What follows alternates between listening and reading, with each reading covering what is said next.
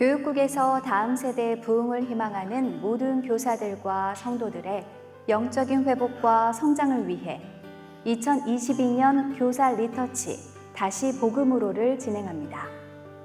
이번 교사 리터치는 더 바이블 미니스트리 대표 이지용 목사께서 로마서를 강해합니다.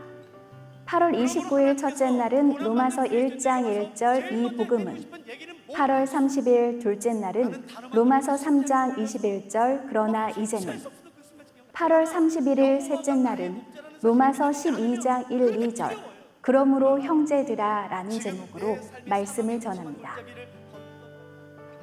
교회 학교 모든 교사들과 많은 성도들께서 참석해 다음 세대의 영적인 부흥을 위해 말씀을 듣고 뜨겁게 기도하는 교사 부흥회가 되기를 바랍니다. 오늘은 오순절후 11번째 주일입니다. 하반기 구역장 예배가 8월 26일 오전 10시 30분 부평성전 대예배실 주안성전 본당에서 시작됩니다. 구역장님들의 많은 참여 바랍니다. 청소년국 예배 장소가 이번 주일부터 주안 빌딩 공사 기간 동안 만나올과 로데몰로 변경됩니다. 만나올과 로데몰에서 예배로 인한 소음이 발생할 수 있습니다. 성도들께서는 주안교회의 영적 자녀들의 예배를 위해 많은 기도와 양해를 부탁드립니다. 2022년 교사 리터치가 8월 29일부터 31일까지 오후 7시 30분에 부평성전에서 진행됩니다. 이번 교사 리터치는 실시간 유튜브 방송을 하지 않고 부평성전 대예배실에서 현장 집회로만 진행됩니다. 교사뿐만 아니라 성도들도 자유롭게 참석 가능하오니 성도들의 많은 참석 바랍니다. 우리 성도들의 사업장을 돕기 위해 공감 소비운동 우리 함께가 진행됩니다. 성도들의 사업장에서 판매하는 한가위 추석명절 선물 세트를 교회 홈페이지와 홍보지에서 확인하시고 많은 이용 부탁드립니다. 공감 소비운동 사업장 업종별 안내 책자도 교회 홈페이지에서 찾아볼 수 있습니다. 이곳에 나와 있는 우리 성도들의 사업장을 찾아가셔서 따뜻한 소비로 하나님의 사랑을 전해주시기 바랍니다. 분립 개척 설명회 및 모임이 계속해서 진행되고 있습니다. 주안 성전에서 시행하는 주안 바이블 칼리지 90일 성경 일독학교 수강생과 성경 집중탐구 수강생을 모집합니다. 2022년 하반기 장학생을 모집합니다. 부평성전 안내봉사국에서 안내위원을 모집합니다. 44기 큐티 훈련학교 수강생을 모집합니다. 지금까지 교회 소식이었습니다. 이외의 교회 소식은 주보를 참조하시기 바랍니다. 이제 다 함께 일어나셔서 하나님께 찬송하며 예배드리겠습니다.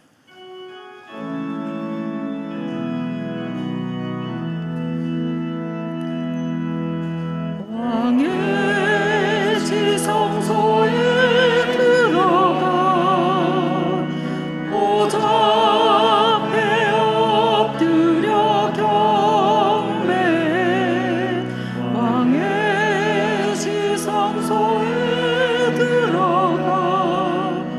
주의 영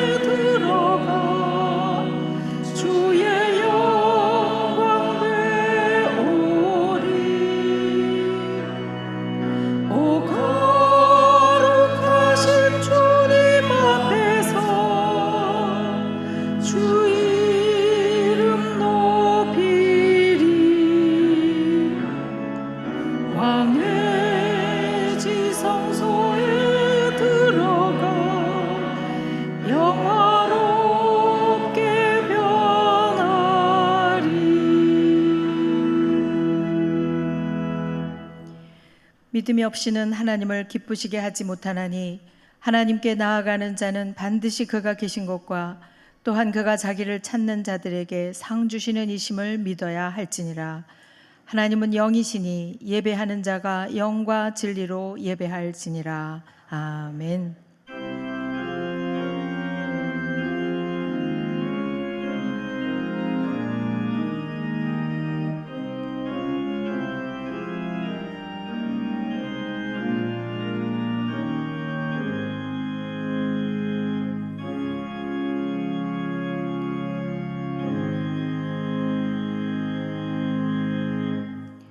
우리를 사랑하사 구원하시기 위해 이 땅에 오신 예수님, 주님의 은혜로 저희가 거룩한 주일을 지켜 예배를 드립니다. 이 시간 진리의 말씀으로 우리 영혼을 소성시키시고 우둔한 우리 마음을 지혜롭게 하여 주옵소서. 순결한 주님의 음성을 들을 때 우리 영안이 밝아지게 하시고 정직한 주의 교훈으로 우리의 발걸음을 생명의 길로 인도하옵소서. 예수님의 이름으로 기원하옵나이다. 아멘. 이제 우리 다 함께 주 안의 기도를 드리겠습니다. 우리가 자비하신 하나님께 나아갈 때 하나님께서는 두 팔 벌려 우리를 안아주시고 우리의 모든 상처와 질병과 죄책감과 죄악을 받아주십니다. 우리를 사랑하시는 하나님께 수고하고 무거운 짐을 내려놓읍시다.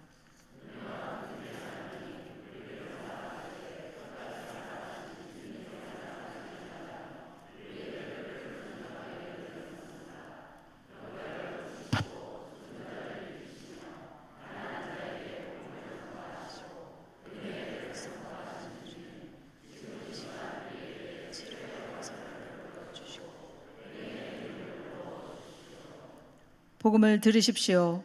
그가 내 모든 죄악을 사하시며 내 모든 병을 고치시며 내 생명을 파멸해서 속량하시고 인자와 긍휼로 관을 씌우시며 좋은 것으로 내 소원을 만족하게 하사 내 청춘을 독수리같이 새롭게 하시는도다. 아멘. 이 시간 말씀을 의지하며 침묵 가운데 우리의 모든 상처와 질병과 수고하고 무거운 짐을 주님 앞에 내려놓으며 기도하겠습니다.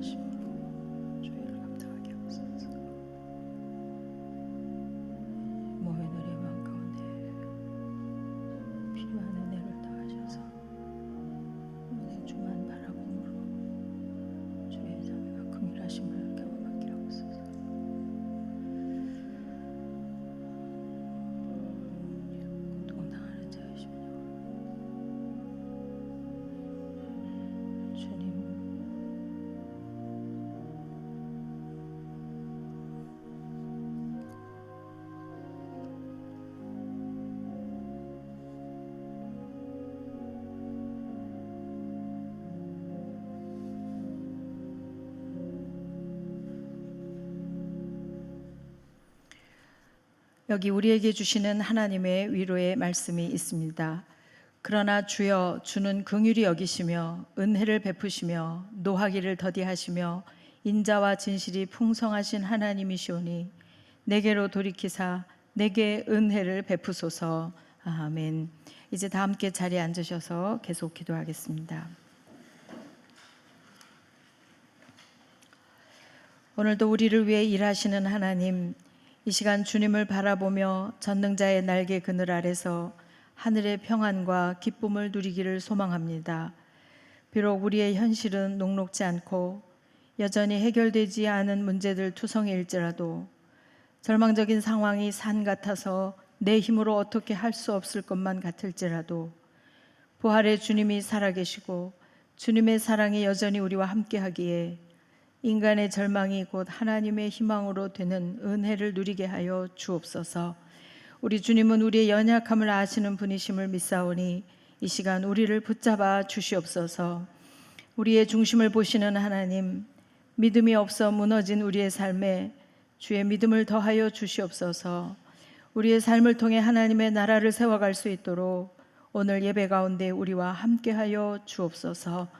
그리하여 주님이 우리를 보내신 그 삶의 자리에서 선교적 삶으로 예배하는 삶의 예배자가 되어 승리하며 살아낼 수 있도록 믿음을 더하여 주옵소서. 우리의 순종을 기뻐 받으시는 하나님, 주한교회가 하나님의 높으신 뜻에 순종하여 분립개척을 온전히 이루어갈 수 있도록 우리의 걸음을 순종의 길로 인도하여 주옵소서. 우리의 뜻대로 하는 분립개척이 아닌 하나님의 뜻에 합당한 분립개척을 이루어갈 수 있도록 성령 하나님 우리에게 지혜를 더하여 주옵소서. 하나님 앞에 순종하기에 부족함 없도록 우리를 바른 길로 인도하여 주옵소서. 성령 하나님, 이 시간 우리에게 주시는 말씀을 들을 때에 하나님 아버지의 마음을 부어주시고 하나님의 음성에 민감하게 반응하는 우리가 될 수 있도록 우리의 마음을 주장하여 주시옵소서. 우리의 어둡던 눈과 귀를 열어주시고 주님의 말씀이 우리 마음밭 가운데 온전히 심겨지는 귀한 시간이 될 수 있도록 인도하여 주옵소서. 우리의 영혼을 주의 말씀으로 채워 주옵소서.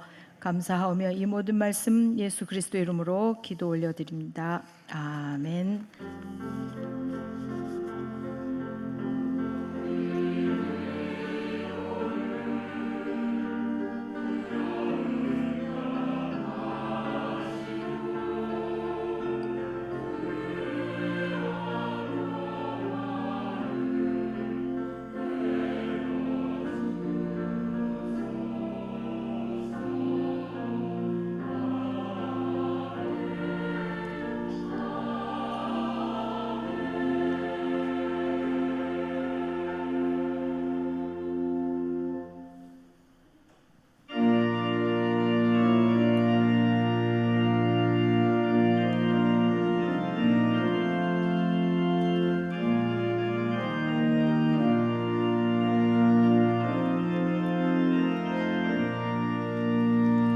빈들의 마른 불같이 시들은 나의 영혼, 주님이 약속한 성령 간절히 기다리는 가물음의 마른 땅에 단비를 내리시듯 성령의 단비를 부어 새 생명 주옵소서. 한가운 빗소리 들려 산천이 춤을 추네. 봄비로 내리는 성령 내게도 주옵소서. 가물음의 마른 땅에 단비를 내리시듯 성령의 단비를 부어 새 생명 주옵소서.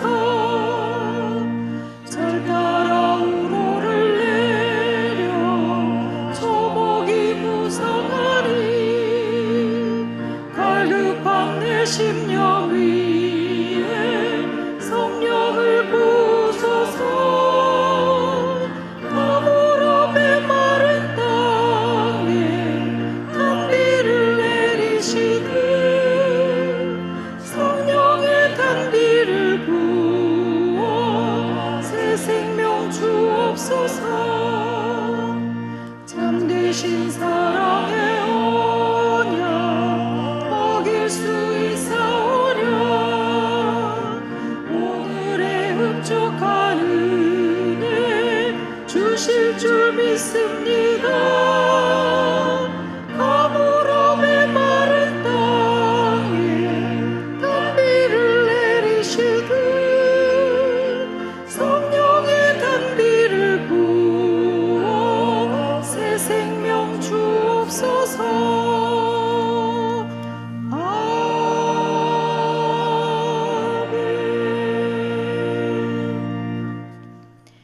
오늘 우리에게 주시는 하나님의 말씀은 사무엘상 17장 31절에서 40절 말씀입니다. 제가 가진 성경으로 구약성경 437쪽에 있습니다. 이제 하나님의 말씀을 봉독하겠습니다. 이 말씀을 봉독할 때에 살아계신 하나님의 음성을 다 함께 들으실 수 있기를 바랍니다. 하나님의 말씀입니다. 어떤 사람이 다윗이 한 말을 듣고 그것을 사울에게 전하였으므로 사울이 다윗을 부른지라. 다윗이 사울에게 말하되 그로 말미암아 사람이 낙담하지 말 것이라. 주의 종이 가서 저 블레셋 사람과 싸우리다 하니 사울이 다윗에게 이르되 내가 가서 저 블레셋 사람과 싸울 수 없으리니 너는 소년이요 그는 어려서부터 용사임이니라. 다윗이 사울에게 말하되 주의 종이 아버지 양을 지킬 때에 사자나 곰이 와서 양떼에서 새끼를 물어가면 내가 따라가서 그것을 치고 그 입에서 새끼를 건져내었고 그것이 일어나 나를 해하고자 하면 내가 그 수염을 잡고 그것을 쳐 죽였나이다. 주의 종이 사자와 곰도 쳤은즉 살아계신 하나님의 군대를 모욕하니 할례받지 않은 블레셋 사람이리까 그가 그 짐승의 하나와 같이 되리이다. 또 다윗이 이르되 여호와께서 나를 사자의 발톱과 곰의 발톱에서 건져내셨은즉 나를 이 블레셋 사람의 손에서도 건져내시리이다. 사울이 다윗에게 이르되 가라 여호와께서 너와 함께 계시기를 원하노라.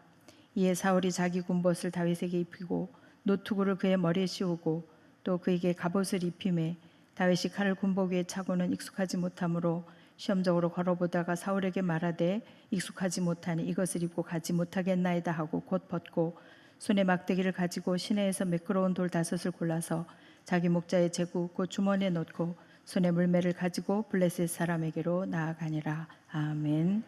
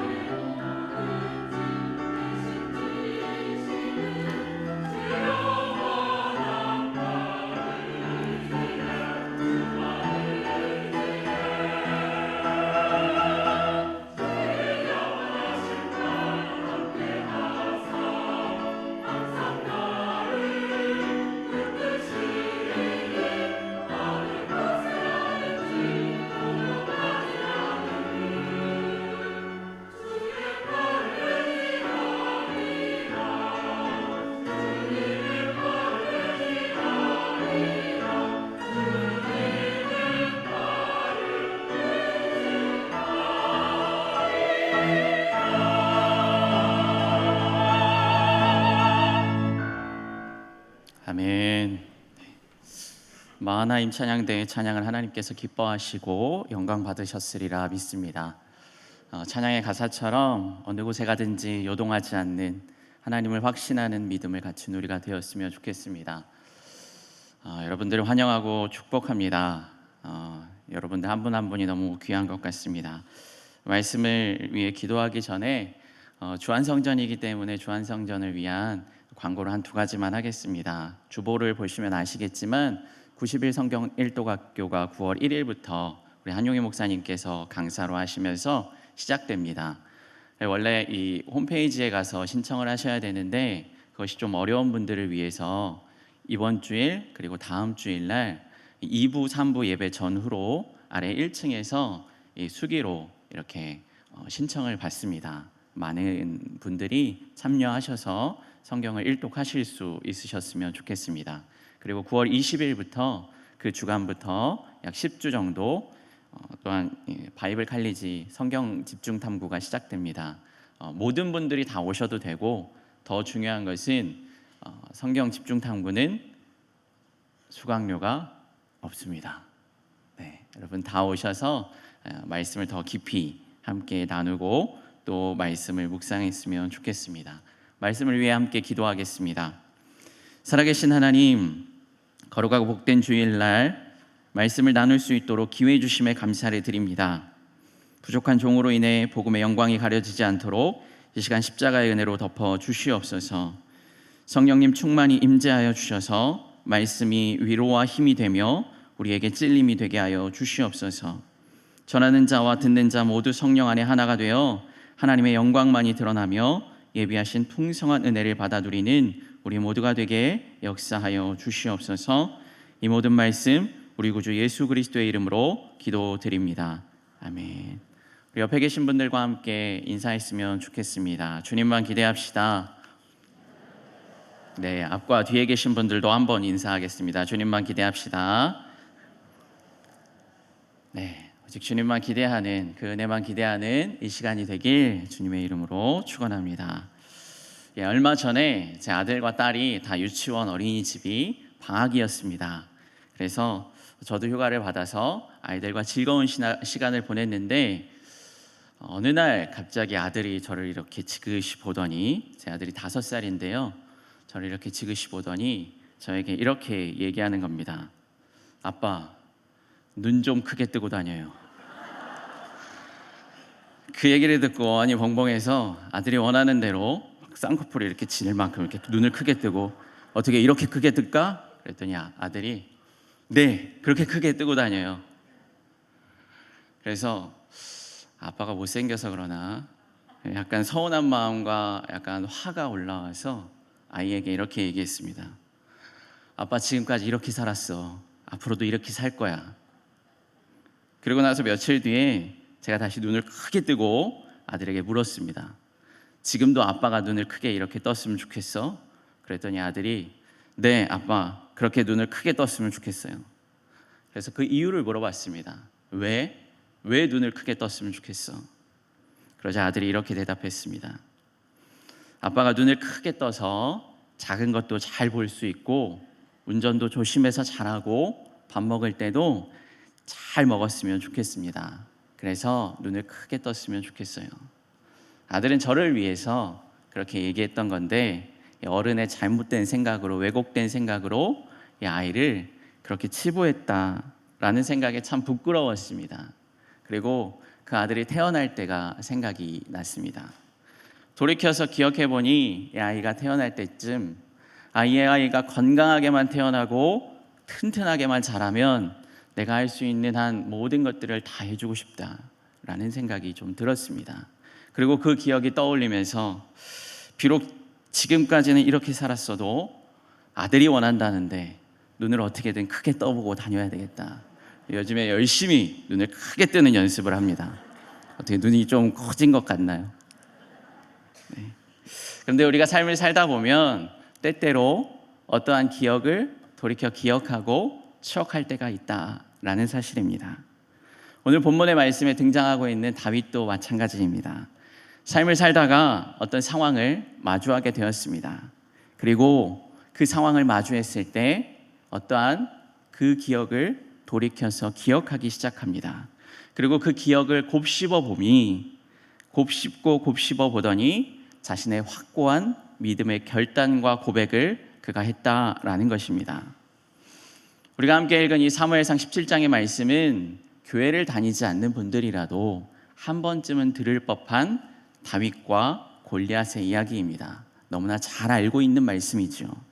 그런데 이 17장을 이해하기 위해서는 그 앞선 장 사무엘상 15장부터 좀 이해해야 할 필요가 있습니다. 그 이유는 사무엘상 15장에 하나님께서 사무엘을 통하여서 사울 왕에게 너는 아말렉과 전쟁을 해라. 그리고 그 아말렉에 있는 모든 것들을 다 진멸하라고 말씀합니다. 그런데 이 사울 왕은 자신의 욕심이 드러나기 시작합니다. 그래서 하나님의 말씀을 어기고 자신이 원하는 것들, 자신의 눈에 보이기 좋은 것들을 남겨둡니다. 그러자 하나님께서는 이 사울 왕에 대해서 사무엘상 15장 11절과 35절에 이렇게 말씀하십니다.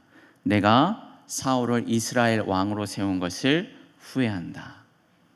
하나님의 이 후회가 있은 후에 하나님께서는 다른 사람을 선택하고자 하십니다. 그래서 베들레헴에 사는 이새라는 사람의 집에 사무엘을 보내시죠.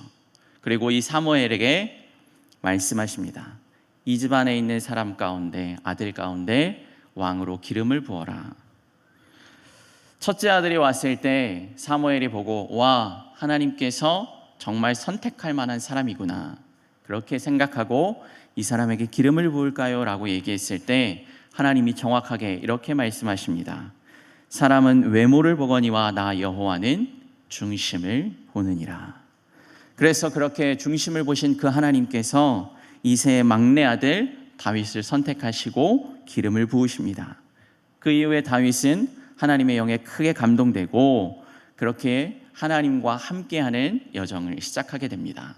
그렇다면 하나님께서는 도대체 다윗의 어떤 중심을 보시고 다윗을 선택하고 기름 부으셨을까요? 그 이유가 오늘 본문의 말씀 사무엘상 17장에 기록되어 있는 것 같습니다. 그렇다면 오늘 본문의 말씀을 통해 하나님께서 우리에게 어떤 은혜와 깨달음을 주시고자 함인지 잠시 이 시간 나누길 소망합니다. 첫 번째는요, 위기의 때에 하나님의 은혜를 돌이켜 기억하는 사람이 되어야 한다라는 겁니다. 사무엘상 17장 1절에는 이스라엘을 끊임없이 괴롭혔던 블레셋이라는 이 나라가 전쟁을 하기 위해서 에베스다밈이라는 곳에 진을 칩니다.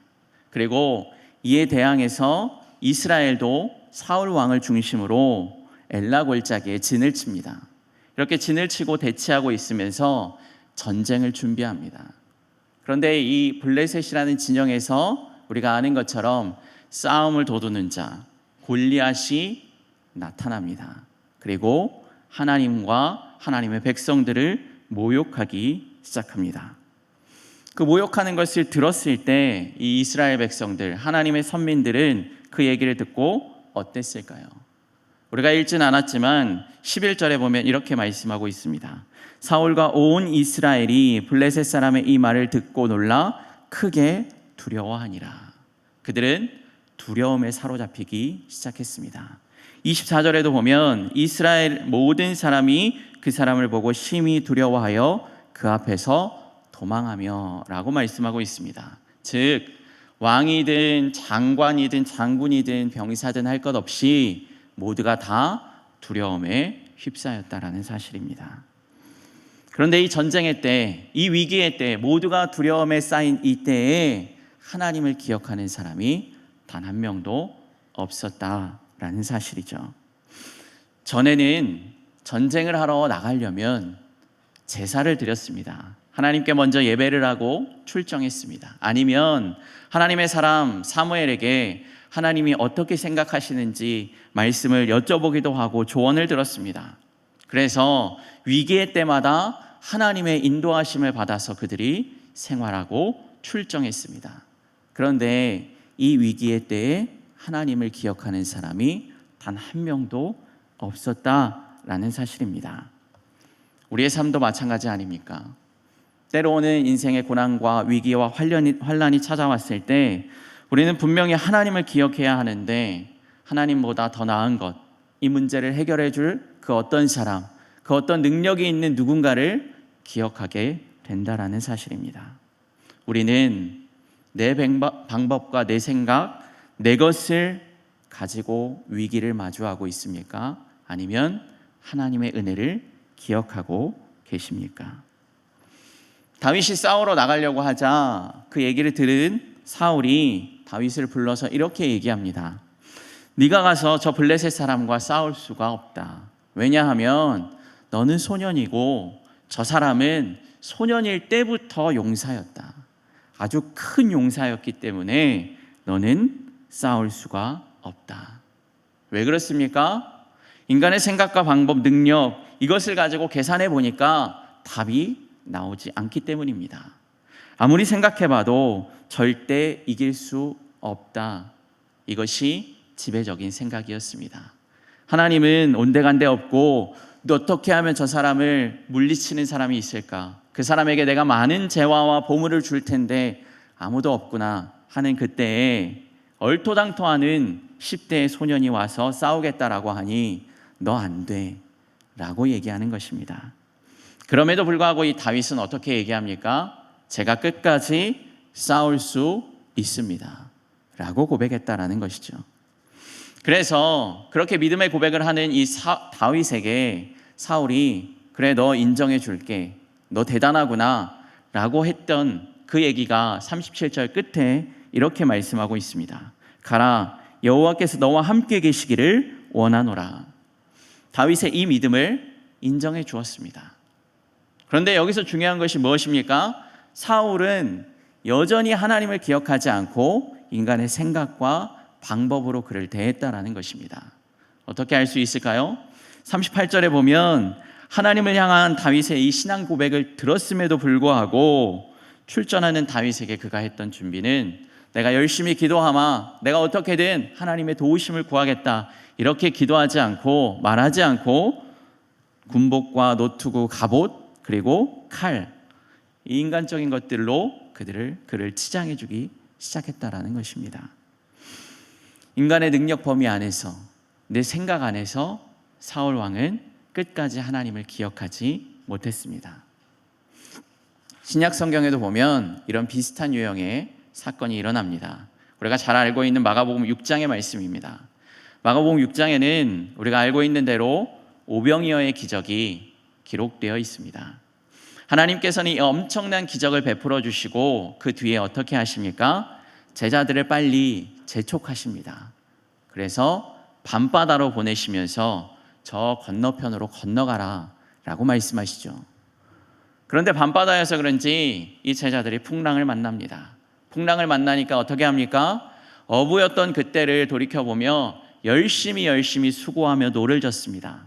그런데 어떻게 됩니까? 그들이 고생만 할 뿐 앞으로 나아가지 못했다라는 것이죠.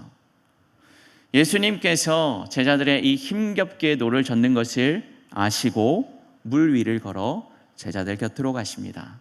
그런데 예수님이 걸어가는 그 순간에도 알아보지 못했던 이 제자들이 기억하지도 못했던 예수님을 보고 나서 어떻게 합니까? 예수님 도와주십시오 이렇게 얘기하지 않고 귀신이구나 소리치며 난리치게 됩니다. 아무도 예수님을 기억하지 못했다라는 것입니다.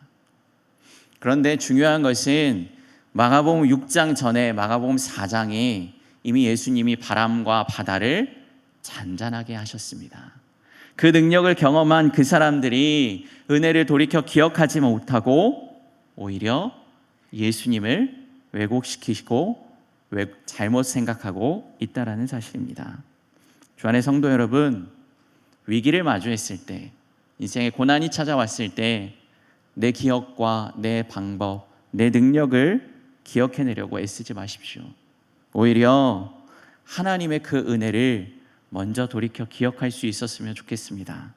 그렇다면 내 생각과 내 방법으로 이 위기를 극복해 보려고 애쓰는 것이 아니라 생각지도 못했던 하나님의 방법, 하나님의 은혜로 그 문제를, 그 위기를 돌파해 나갈 수 있으리라 믿습니다. 그렇게 하나님의 그 베푸셨던 은혜를 돌이켜 기억할 수 있는 저와 여러분들이 되길 주님의 이름으로 축복합니다. 두 번째는요, 하나님의 은혜를 돌이켜 기억할 뿐만 아니라 그 은혜를 곱씹고 곱씹을 수 있는 사람이 되어야 한다라는 겁니다. 다윗은 이 위기의 때에 하나님의 은혜를 돌이켜 기억했습니다. 그래서 인간적인 생각과 방법으로 앞서는 이 사울 왕을 어떻게 타이릅니까? 32절에 보면 이렇게 말씀하고 있습니다. 그로 말미암아 사람이 낙담하지 말 것이라 주의 종이 가서 저 블레셋 사람과 싸우리이다 하고, 어떻게 합니까? 왕이 소년을 격려하는 것이 아니라 이 어린 소년이 왕에게 가서 걱정하지 마십시오, 이렇게 위로해주고 이렇게 격려해주고 있다라는 사실입니다.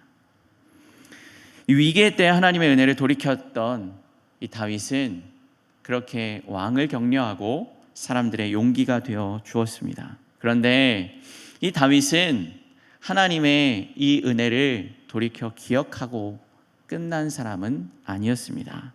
왜냐? 오늘 본문의 말씀에 보면 그가 그 은혜를 곱씹고 곱씹었구나 라는 것을 우리가 알 수 있기 때문입니다.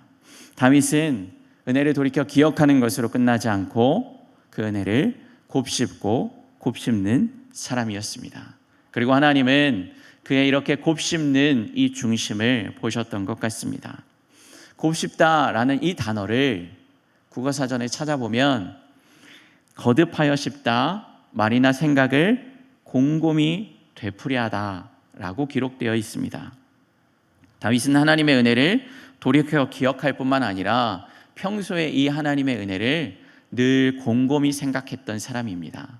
하나님의 은혜를, 하나님께서 이렇게 은혜를 베풀어 주셨지 이것으로 끝나는 것이 아니라 이 은혜가 엄청난 은혜구나 곱씹고 곱씹었다라는 것입니다. 13절 말씀에는 다윗의 아버지 이새가 다윗을 전장에 보냅니다. 너희 형들에게 이 도시락을 갖다 주어라.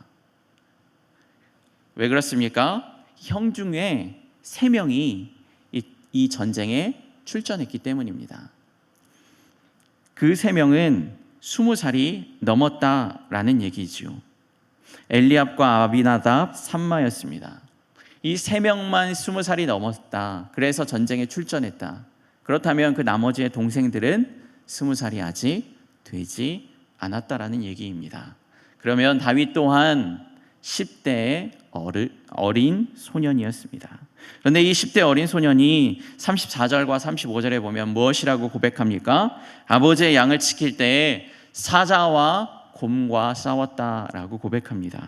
그런데 단순히 싸워서 기회를 엿보고 몰래 아버지의 양을 다시 빼온 것이 아니라 사자와 곰과 싸우는데 어떻게 합니까? 그 수염을 잡고 쳐 죽였다라고 얘기합니다. 그 털을 잡아서 자신이 죽일 때까지 끝까지 싸웠다라는 것입니다. 얼마나 대단한 일인지 아십니까? 지금으로 따지면 중2병에 한참 걸린 15살 정도 되는 이 어린 소년이 가서 사자랑 싸운 겁니다. 여러분, 동물원에 가서 사자 보신 적 있으시죠? 사자 얼굴이 얼마나입니까? 제 몸통만 합니다. 사자 얼굴만 해도 이만합니다. 그 사자와 싸워서 이겼다라는 것입니다. 뿐만 아니라 더 큰 곰과도 싸워서 그 곰을 쳐 죽였다라는 것입니다. 여러분, 아마 제가 사자랑 곰이랑 싸워서 이겼으면 사람들한테 이렇게 자랑했을 겁니다. 나야, 나. 사자 싸워서 이긴 나야. 곰 보이지? 저 가죽 내가 벗겨냈어. 나야, 나 다윗이야, 나. 이렇게 고백했을 것 같습니다. 그리고 사울 왕 앞에서도 어느 정도의 거드름을 피면서 제가 사자도 싸워봤습니다. 싸워서 도망간 게 아니라 사자도 싸워서 이겼습니다. 제가 그 큰 곰도 싸워서 이겼는데 저 사람 하나 못 이기겠습니까? 너스레를 떨며 으스댔을 수도 있습니다. 그런데 이 다윗은 그 이후에 사자와 곰을 쳐 죽였는데 그 쳐 죽인 것에 대해서 어떻게 고백합니까? 우리 37절 말씀을 다시 한번 함께 읽었으면 좋겠습니다. 37절입니다. 또 다윗이 이르되 여호와께서 나를 사자의 발톱과 곰의 발톱에서 건져내셨은즉 나를 이 블레셋 사람의 손에서도 건져내시리이다. 사울이 다윗에게 이르되 가라, 여호와께서 너와 함께 계시기를 원하노라. 아멘. 다윗이 이 위기의 때에 곱씹고 곱씹어 봤더니 상상이 안 되는 겁니다. 곱씹을수록, 하나님의 은혜를 곱씹고 곱씹을수록 이 은혜가 엄청난 것이구나 깨닫게 된 것입니다. 이 은혜가 단순히 하나님의 은혜였구나, 응답이었구나 하고 넘길 것이 아니라 생각하지도 못할 만큼 어마어마한 것이었구나 라고 고백하게 되었다라는 것입니다. 아마도 다윗이었으면 이렇게 생각했을 겁니다. 내가 어떻게 사자에게 이겼지? 내가 어떻게 저 곰을 쳐 죽였지? 저 곰뿐만 아니라 다른 곰 한 마리만 더 왔으면 내가 이길 수 있었을까? 사자 무리가 나를 향해 몰려왔다면 내가 여기 살아남을 수 있었을까? 생각하면 생각할수록 이해가 안 되는 겁니다. 내가 어떻게 사자를 이겼지? 내가 어떻게 곰을 이겼지? 곱씹을수록 하나님의 은혜가 어마어마했다라는 것입니다. 여러분, 여러분의 15살 중2 때를 생각해 보십시오. 여러분들의 그때의 체격과 외모, 그 힘을 가지고 사자와 싸워서 능히 이기실 수 있으시겠습니까? 그런데 그것을 해낸 다윗이 내가 했어라고 하는 것이 아니라 사자와 곰의 발톱에서 하나님이 건져주셨다라는 것입니다. 그리고 우리의 삶도 마찬가지입니다. 우리의 삶도 위기의 때에 돌이켜 하나님의 은혜를 기억할 뿐만 아니라 그 은혜를 곱씹고 곱씹을 수 있어야 된다라는 것입니다. 그리고 그렇게 곱씹는다면 하나님의 엄청난 은혜를 내가 받고 있구나, 어마어마한 이 사랑을 내가 누리고 있구나, 내가 지금도 여전히 측량할 수 없는 하나님의 은혜를 경험하고 있구나 고백할 수밖에 없다라는 것입니다. 그리고 그 고백은 우리의 삶 가운데 하나님을 향해 고백하며 눈물을 올려드리고 감사를 올려드릴 수밖에 없다라는 것입니다. 주 안의 성도 여러분, 하나님의 은혜를 진심으로 돌이켜 기억하십시오. 그리고 돌이켜 기억하는 것뿐만 아니라 곱씹고 곱씹어 보십시오. 그러면 하나님께 감사할 수 있는 사람이 될 것입니다. 그렇게 은혜를 곱씹는 저와 여러분들이 되길 주님의 이름으로 축복합니다. 그렇다면 이 위기의 때에 돌이켜 하나님의 은혜를 기억하고 그 기억한 것으로 끝나지 않고 곱씹고 곱씹는 사람은 어떤 삶으로 변화될까요? 그것은 오늘 본문의 말씀에 나타나 있는 다윗과 같이 하나님을 확신하는 믿음, 그것을 갖춘 삶으로 변화된다라는 것입니다. 나중에 집에 돌아가셔서 사무엘상 17장을 자세히 읽어보십시오. 말씀 어디에라도 먼저 하나님께서 내가 반드시 이기게 해주겠다, 내가 반드시 골리앗에게 승리하게 해주겠다 라고 약속해 주신 부분이 한 군데도 없습니다. 하나님이 먼저 말씀하셨던 부분이 아무도 없습니다.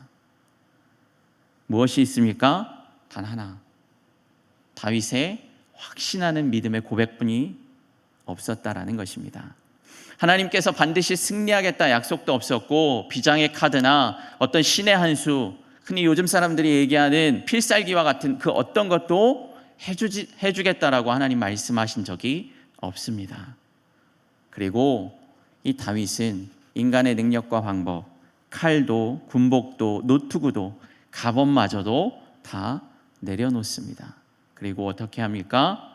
확신하는 그 믿음을 가지고 나아갔다라는 것입니다.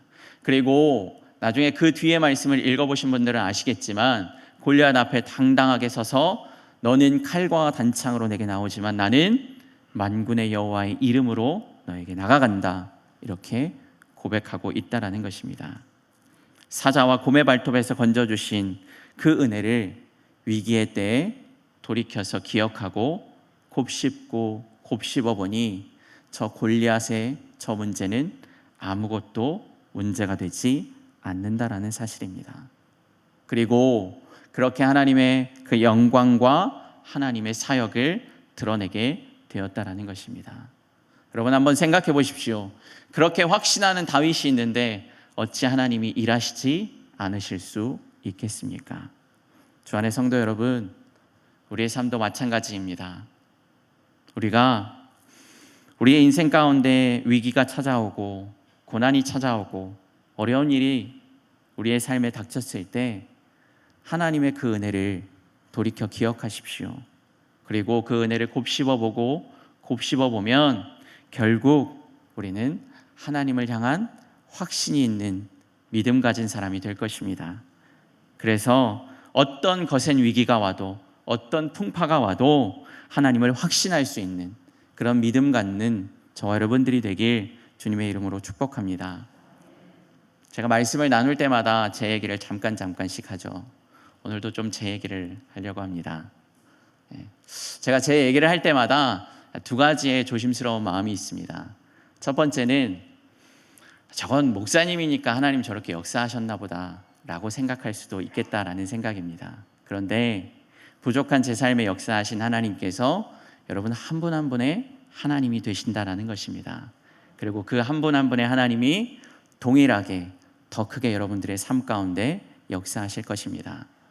두 번째 드는 생각은 제가 제 얘기를 하면서 자꾸 제 아들이나 제 가족 얘기를 합니다. 그래서 또 아들 얘기인가? 또 딸 얘기인가? 이렇게 생각하실 수도 있겠다라는 생각이 좀 듭니다. 그런데 목사가 어디 가서 술을 마시고 어디 가서 이상한 일을 하겠습니까? 겪은 게 다 제 일이니까 제 얘기를 하는 것 아니겠습니까? 그래서 오늘도 잠시 제 얘기를 해보려고 합니다. 제가 아까 제 아들 얘기를 했죠. 그 아들이 5살이 되면서 올 초에 어린이집을 졸업하고 유치원에 입학했습니다. 그런데 그 유치원을 고민하다가 선택한 그 유치원에서 학기 초가 얼마 되지 않아서 작은 문제가 생겼습니다. 그래서 그 문제 때문에 저희 아들이 직접 당한 일은 아니었고 다른 아이가 어떤 문제를 당했는데 그 문제 때문에 학부형들이 이렇게 많은 말들이 있었고 많은 얘기 끝에 2명의 아이가 저희 그 아들의 같은 반에 있는 2명의 아이가 다른 유치원으로 전원을 했습니다. 근데 그 2명의 아이 중에 가장 친한 제 아들과 가장 친한 아이가 있었습니다. 저희는 기도하고 여러 가지 고민해서 그렇게 보냈는데 유치원에서 이 문제를 해결하는 수습하는 이 문제를 이 상황을 보고 너무나 미흡한 대처에 안타깝기도 했고 또 이렇게 전원하는 그 모습을 보고 제 아내도 마음이 좀 흔들렸던 것 같습니다. 그래서 어느 날 아내가 제게 이렇게 물었습니다. 우리 하준이도 다른 유치원으로 옮길까? 그런데 그 아들이 저랑 되게 비슷한 성향입니다. 성격도 비슷하고 습성도 다 비슷해요. 그래서 제가 생각할 때 이 아들이 만약에 유치원을 다른 곳으로 옮기면 그곳에 가서 계속 적응하려고 애쓰고 하다 보면 너무 스트레스를 받겠구나. 그래서 제가 제 아내에게 그냥 유치원을 그냥 두자, 옮기지 말자 라고 하면서 예전에 있었던 일을 떠올려서 그 은혜를 나누었습니다. 그리고 아이를 옮기지 않기로 했습니다. 근데 그 예전에 있었던 일을 기억하고 아내와 이렇게 은혜를 나누는데 나누면 나눌수록 제가 울컥울컥하는 마음에 울음을 겨우 간신히 참았습니다. 그 일은 제 아들이 87일 정도 됐었던 신생아 때의 일입니다. 태어난 지 87일이 되면 어느 정도냐면 이제 아이가 그제서야 고개를 좀 가누고 또 뒤집기를 하고 상체를 어느 정도 이렇게 들고 있는 터미타임이라고 하죠. 그 정도를 할 수 있습니다. 3달이 채 되지 않았기 때문에 막 기어다닌다든가 이런 거를 절대 할 수가 없습니다. 이 87일 됐는데 그때도 여름이어서 8월 달쯤이어서 교회에서 휴가를 받아서 아내와 아들과 너무 행복한 시간을 보내고 있었습니다. 그런데 이 100일이 안 된 아이를 데리고 나갈까 말까 고민하다가 집 근처에 있는 큰 쇼핑몰에 데리고 나가기로 했습니다. 그래서 데리고 나갔습니다. 그래서 그 쇼핑몰에서 맛있는 것도 먹고 즐거운 시간을 보냈습니다. 그래서 몇 시간 동안 그렇게 있다가 집으로 돌아왔는데 저희 집이 제가 그때 당시에 살던 집이 3층 빌라였습니다. 엘리베이터는 있었는데 그 엘리베이터를 타기 위해서는 계단을 몇 계단 올라가야 했습니다. 몇 계단 올라가서 엘리베이터를 타고 3층으로 올라가야 되는 그런 구조였습니다. 그래서 짐을 가지고 올라가려면 좀 복잡했습니다. 왜냐하면 그때 당시에 신생아 그 유모차는 바구니 형식으로 되어 있는 유모차입니다. 애들을 키워보신 분들은 아시겠지만 바구니 형식으로 되어 있어서 그 밑에 바퀴가 달린 프레임이 이렇게 있었고 그것을 결합해서 끌고 다니는 그런 유모차였습니다. 그래서 이 유모차를 3층까지 올리려면 바구니를 분해해서 아이와 아내를 먼저 3층에 올려놓고 다시 제가 내려와서 이 프레임을 다시 정리해서 올라가야 되는 그런 상황이었습니다. 그래서 저도 좀 지쳤고 아내도 좀 지쳤고 그래서 그냥 얘기 끝에 이 프레임 이거 해체하지 말고 내가 한꺼번에 들을게.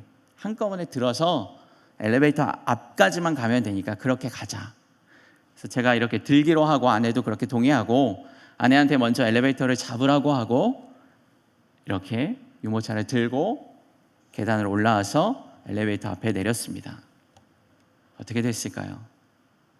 유모차에 있어야 할 아이가 보이지가 않았습니다. 아이가 3개월이 채 되지 않은 신생아였습니다. 머리가 하얘졌고 완전히 굳어졌습니다. 돌이켜보니 아이가 아스팔트 위에 엎드려진 채 소리를 지르며 울고불고 울부짖고 있었습니다. 저는 굳어서 아무것도 못하고 있는데 그래도 담대한 아내가 유모차를 옆으로 빨리 내팽개치고 아이를 끌어안고 다급하게 빨리 운전하라고 응급실 가야 된다고 그렇게 해서 무슨 정신에 갔는지 모르겠는데 큰 응급실로 갔습니다. 100일도 안 된 아이, 3개월도 안 된 아이를 CT 촬영하거나 MRI 촬영하는 것은 좀 어려웠습니다. 담당 의사가 아이의 상태를 물으면서 이렇게 얘기했습니다. 아이 혹시 경기했어요? 아니면 혹시 토했어요? 근데 다행히 아이가 토하지 않았습니다. 경기를 일으키지도 않았습니다. 그러자 의사가 이렇게 얘기했습니다. 당분간은 놀라서 자다가도 깰 수도 있고 이유 없이 많이 울 수도 있습니다. 그런데 토하거나 경기를 일으키거나 큰 증상이 나지 않으면 좀 지켜보십시오. 이러다 잘 지나갈 수도 있어요. 혹시라도 증상이 생기면 바로 병원으로 오고 그때 검사해 봅시다. 지금도 그때 그 아이의 사진이 있습니다. 아이는 이마 끝부분에 작은 상처 하나가 났습니다. 지금 돌이켜보면 정말 하나님의 은혜였죠. 그 아이가 떨어지는 걸 저도 못 봤고 아내도 못 봤는데 생각하고 유추해 보면 제가 이렇게 들면서 약간 기울였을 때 그 아이가 앞구르기 하는 것처럼 이렇게 굴러지면서 멈추기 위해서 머리를 그냥 바닥에 콩 박은 것 같습니다. 그 멍이 이렇게 나중에 점점 내려와서 눈이 시퍼렇게 되었습니다. 100일 사진 때쯤에 그러한 사진이 있어요. 전적인 하나님의 은혜였고 너무나 감사한 시간이었습니다. 그런데 그 얘기를 하면서 아내랑 그때도 하나님이 지켜주셨으니까 이제 지켜주실 거야. 그러니까 우리 옮기지 말자 얘기하는데 얘기하면 얘기할수록 눈물이 너무 나는 겁니다.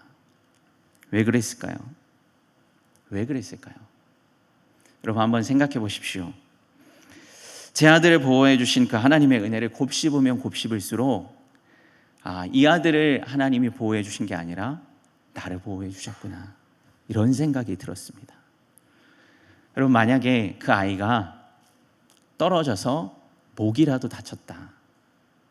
상상하기도 싫은데 이 아이가 마비가 되었다. 그럼 제가 이 자리에 서 있을 수 있을까요? 아이의 인생을 잡아먹은 아이를 장애인으로 만든 그러한 죄인으로 평생을 살며 아무것도 하지 못했을 것입니다. 왜요? 알지 못하는 원인불명의 질병이나 사고도 아니고 누가 봐도 100% 제 잘못이었기 때문입니다.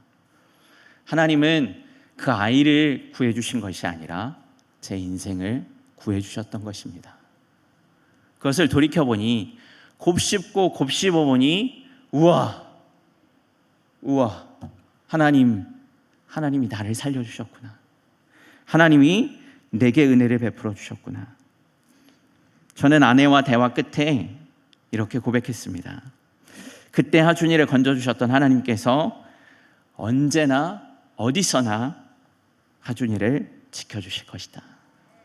건져주실 것이다. 그러니 유치원은 우리 그대로 두고 함께 기도하자. 저는 나중에 제 아들이 크면 이 얘기를 꼭 해줄 겁니다. 그리고 이렇게 얘기해 줄 겁니다. 너 공부 못해도 괜찮아. 아빠가 이미 너의 머리에 큰 충격을 주어놨어. 공부 못한다고 염려하지 마. 주 안의 성도 여러분, 그런데 이 일뿐이 아니더라고요.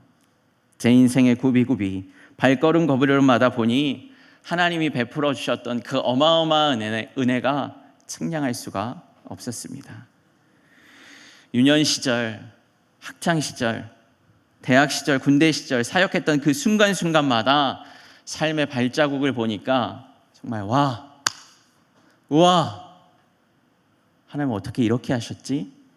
하나님 어떻게 이렇게 큰 은혜를 나에게 베풀어 주셨지? 어떻게 벌레만도 못한 쓸데없는 나에게 이런 엄청난 은혜를 이렇게까지 해주셨지? 라는 생각이 들었습니다. 그리고 말문이 막혔습니다. 그리고 지금도 곱씹고 곱씹어 봐도 이해가 되지 않는 하나님의 은혜, 십자가와 그 사랑의 은혜가 생각하면 생각할수록 말문이 막히게 됩니다.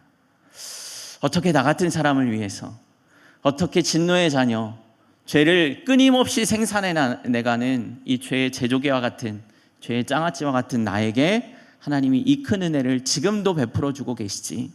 라는 생각이 들 때마다 하나님 앞에 머리를 조아릴 수밖에 없다라는 사실입니다. 주 안의 성도 여러분, 여러분들은 어떠십니까? 여러분들의 삶은 하나님의 은혜를 얼마나 누리고 계십니까?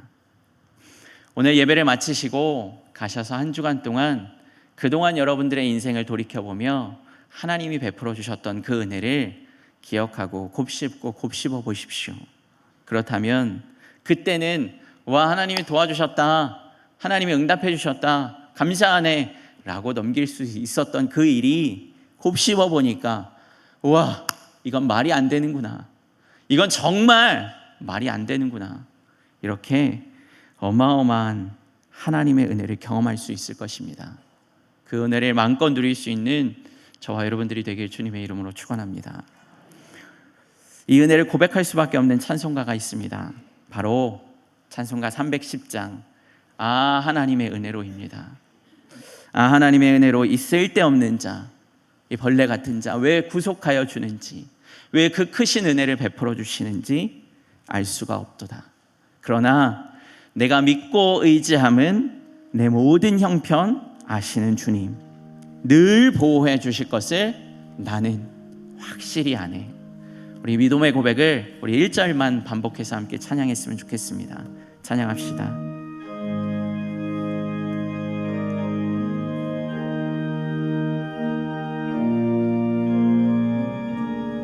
아 하나님의 은혜로, 아 하나님의 은혜로 이 쓸데없는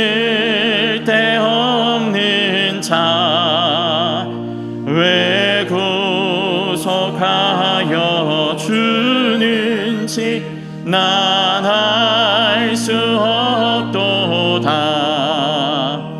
내가 믿고 또 의지함은 내 모든 형편 아시는 주님, 늘 보호해 주실 것을 나는 확실히 다시 찬양합시다. 아 하나님의 은혜로, 아 하나님의 은혜로 이 쓸데없는 자 왜 구속하여 주는지 난 알 수 없도. 내가 믿고 또 의지함은, 내가 믿고 또 의지함은 내 모든 형편 아시는 주님, 늘 보호해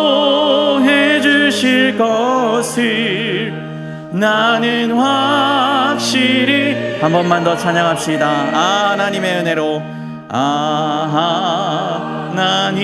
하나님의 은혜로 있을 데 없는 자 왜 구속하여 주는지 난 알 수 없.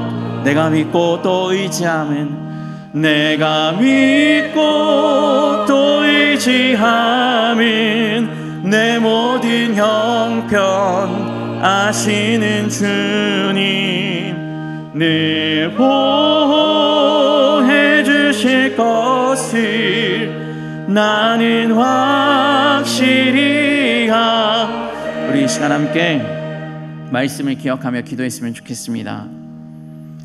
인생의 위기 속에서 돌이켜 하나님의 은혜를 기억하며 하나님 그 은혜를 곱씹는 삶이 되길 원합니다. 함께 기도합시다. 또한 측량 못할 어마어마한 은혜를 베풀어 주신 하나님의 은혜를 기억하며 하나님 우리가 확신하는 믿음을 갖추게 하여 주시옵소서. 우리 시간 주님을 한번 부르고 짓고 함께 기도하겠습니다. 주님, 살아계신 하나님, 다윗을 통하여 이 말씀을 깨달으며 하나님의 은혜를 경험하게 하심을 감사합니다. 하나님, 부족한 사람들에게 하나님의 베풀어 주신 그 어마어마한 은혜를 다시 한번 돌이켜 기억합니다. 하나님의 은혜를 위기의 때, 인생의 고난의 때에 돌이켜 기억할 수 있는 믿음이 되게 하여 주시옵소서. 기억하고 끝나는 것이 아니라 하나님 은혜를 곱씹을 때마다 하나님의 어마어마한 엄청난 은혜를 고백하며 감사할 수 있는 우리 모두의 삶이 되게 하여 주시옵소서. 그래서 정말 하나님을 향할 절대적인 믿음, 확신하는 믿음을 가지고 살아갈 수 있는 우리 모두가 될 수 있도록 주님 역사하여 주시옵소서. 그러므로 말미암아 하나님 중심을 보시는 하나님 앞에 하나님을 온전히 신뢰하는 우리 모두의 믿음이 될 수 있도록 하나님 역사하여 주시옵소서. 우리 이제 119 우리 긴급 기도 제목을 가지고 함께 기도하겠습니다. 허민행 집사님 대장암과 간암입니다. 월요일날 수술하시는데 하나님 치유해달라고 기도합시다. 또한 최고은 성도님 설암입니다. 암이 너무 커서 혀를 절단해야 합니다. 하나님께서 치료하시고 회복시켜달라고. 또한 이소윤 성도님 난소에 혹이 있습니다. 24일날 난소혹 제거 수술하는데 하나님께서 치유하시고 또한 태의 문을 열어주시길 기도합시다. 송찬재 집사님 대동맥류입니다. 심장 주변에 대동맥류가 커서 수술하였고 회복 중이십니다. 하나님께서 회복시켜달라고 기도합시다. 또한 이이슬 집사님 간 수치가 너무나 높습니다. 임신 중입니다. 하나님 간 수치를 떨어뜨려 주셔서 산모와 태아의 건강을 책임져 달라고. 또한 이민재 학생 전신마비입니다. 코로나로 확진되어서 모든 기능이 마비되었다고 합니다. 뇌 기능이 60% 돌아왔는데 하나님께서 치료해 주시옵소서. 기도합시다. 또한 안종채 집사님 신장 기능과 폐혈증 장폐색입니다. 코로나 양성과 허리 수술 후 신장 기능과 폐혈증 장폐색 심한 설사와 구토 증상으로 요양병원에서 치료하고 계십니다. 하나님께서 치유해달라고, 하나님의 치료의 빛을 온전히 비춰달라고, 하나님께서 온전케 해달라고 이 시간 함께 기도하겠습니다. 또한 우리의 각자의 연약한 부분이 있다면 그 부분마다 손을 얹고 기도하겠습니다. 가족 중에 누군가 아니면 아는 지인 중에 누군가가 있다면 손을 얹으시고 예수 그리스도의 보혈의 능력으로 함께 하나님 안수하여 주시옵소서. 그래서 치유되고 회복되는 역사가 우리의 삶 가운데 여전히 일어날 수 있도록 주님 능력 베풀어 달라고 이 시간 주님 한번 부르짖고 함께 기도하겠습니다. 주님, 살아계신 하나님 앞에 긴급 기도 제목을 가지고 기도합니다. 하나님께서 역사하여 주셔서 하나님 붙잡아 주시고 치유하시며 회복시켜 주시옵소서. 허민행 집사님 대장암과 간암입니다. 하나님 월요일날 수술하는데 하나님 치유하시고 회복시켜 주시옵소서. 최고은 성도님 설암입니다. 하나님 치료를 절단해야 한다라고 합니다. 하나님께서 치유하시고 하나님 치료의 빛을 비춰주시사 놀라운 은혜로 하나님의 은혜를 경험할 수 있도록 도와주시옵소서. 이소윤 성도님 난소에 혹이 있습니다.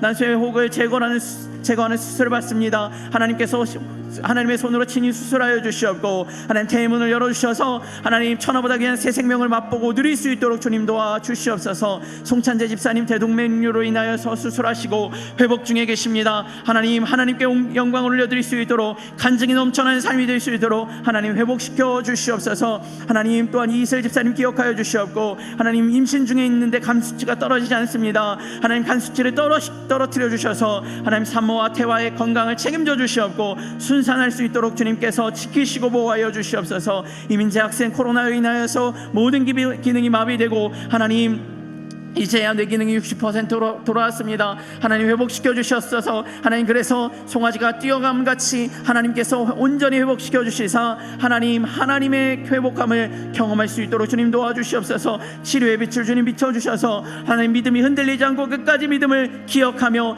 지금까지 하나님의 은혜를 베풀어 주셔서 그 은혜를 돌이켜 기억할 수 있도록 하나님 도와주시옵소서. 안종채 집사님 신장기능과 폐혈증 장폐색이 있습니다. 하나님 요양병원에서 치료 중입니다. 하나님 치료하여 주시고 회복시켜 주시옵소서. 그래서 놀라운 하나님의 은혜를 경험할 수 있도록 도와주시옵소서. 특별히 하나님 간구하옵기는 우리가 믿음으로 손을 얹었습니다. 연약한 부분마다 마음이 힘든 분들은 심령이 어려운 분들은 가슴에 손을 얹었습니다. 주님께서 그 믿음으로 손을 얹은 그 손길 가운데 예수 그리스도의 보혈의 손길로 친히 안수하여 주시옵소서. 그러므로 말미암아 치유되고 회복되게 하여 주시며 에바다 열리게 하여 주시옵고 달리다 보면 일어날 수 있는 하나님의 놀라운 은혜와 능력을 경험할 수 있도록 주님 붙잡아 주시옵소서. 그러므로 말미암아 하나님의 역사가 하나님의 능력이 여전히 이 시대 가운데서도 살아 역사하신 하나님의 능력이 나타날 수 있도록 하나님 인도하시고 하나님 붙잡아 주시옵소서. 살아계신 하나님, 우리가 주님을 의지하며 말씀을 붙잡고 기도하였습니다. 지금도 여전히 살아 역사하시는 하나님의 그 능력이 우리의 삶 가운데 목도하며 베풀어질 수 있도록 주님 역사하여 주시옵소서. 하나님 연약한 분들 주님의 손에 올려드립니다. 허민행 집사님, 최고원 성도님, 이소연 성도님, 송찬재 집사님, 이희슬 집사님, 이민재 학생, 안종채 집사님, 그들을 긍휼히 여겨주시사 하나님의 온전한 회복을 경험할 수 있도록 도와주시옵소서. 또한 우리가 믿음으로 올린 그 손길 가운데 주님 보혈의 손길로 친히 안수하여 주시옵고 하나님의 능력이 마음껏 베풀어질 수 있는 우리 모두의 삶이 될 수 있도록 주님 역사하여 주시옵소서. 예수 그리스도의 이름으로 간절히 간구하며 기도드립니다. 아멘. 지금은 하나님께 봉헌하는 시간입니다. 봉헌은 안내받으신 온라인 헌금 계좌와 예배당 안에 헌금함을 통해 하시기 바랍니다. 이제 다 함께 일어나셔서 봉헌서 630장을 부르시며 하나님께 봉헌하겠습니다.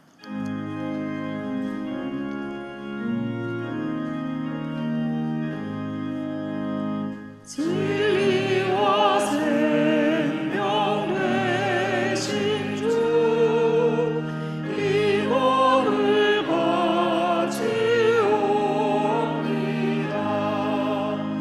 믿음과 소망 사랑에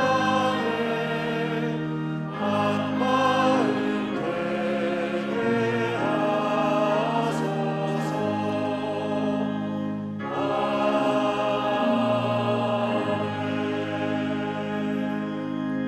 살아계신 하나님, 주님 앞에 귀한 예물을 올려드릴 수 있도록 기회 주심에 감사드립니다. 하나님의 은혜를 잊지 않게 하시고 은혜를 곱씹는 삶이 되도록 인도하여 주시옵소서.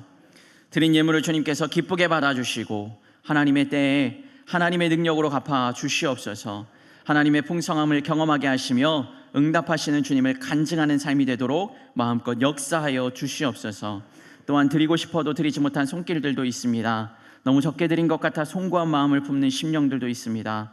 우리의 모든 형편을 아시는 주님께서 그 형편을 헤아려 주시고 드릴 수 있는 믿음과 환경을 열어 주시옵소서.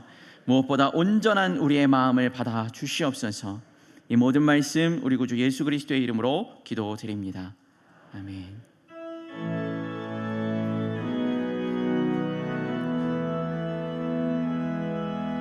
주 선한 능력으로 안으시네 그 크신 팔로 날 붙드시네 절망 속에도 흔들리지 않고 사랑하는 주 얼굴 베어리 이전의 괴로움 날 헤워싸고 고난의 길을 걷는다 해도 주님께 모두 맡긴 우리 영혼 끝내 승리의 날을 맞으리 선한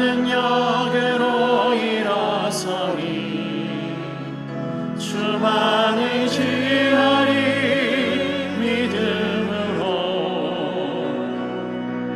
우리 고대 안에 주 오실 그날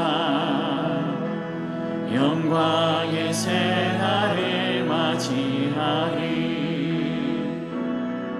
선한 능력으로 일어서리 주만을 지하리 믿음으로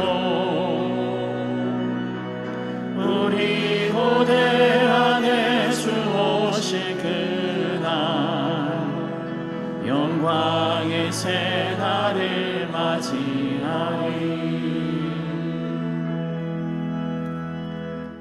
지금은 우리 구주 예수 그리스도의 은혜와 하나님 아버지의 측량할 수 없는 사랑하심과 성령님의 위로교통 충만한 역사하시는 그 임재가 삶의 위기 가운데 돌이켜 하나님의 은혜를 기억하며 그 은혜를 곱씹어 하나님을 확신하는 믿음 가진 삶이 되고자 다짐하는 우리 주안교회 모든 성도들 위해 함께 예배한 모든 심령들과 각 가정들, 대한민국과 주안교회 위에 이제부터 영원까지 함께 하시기를 간절히 축원하옵나이다. 아멘.